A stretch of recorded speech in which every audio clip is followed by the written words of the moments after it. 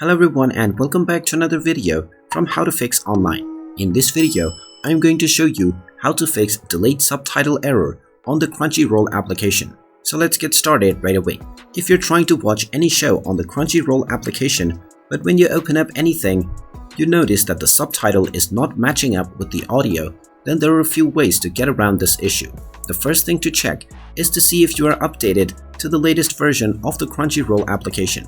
In order to do this, open up the iOS App Store or the Google Play Store depending on your device, and then tap on the search box and type in Crunchyroll and start your search. Once you find the application, if you see an open button, then this means the latest update is already installed.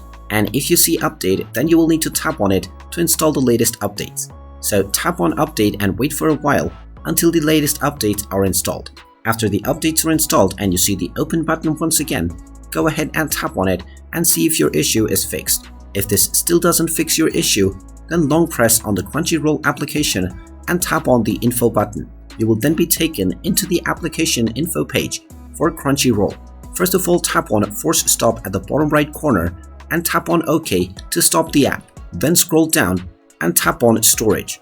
From the storage menu, tap on clear data at the bottom left corner and then tap on the delete button, which will delete all of your user data for the Crunchyroll app. This means the next time you open up Crunchyroll, you will need to log into your account once again.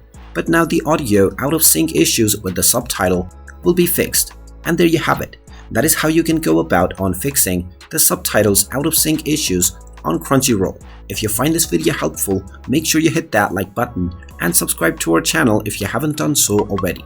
Also ring that notification bell to never miss another update from us. Thank you for watching and I will see you again in the next video.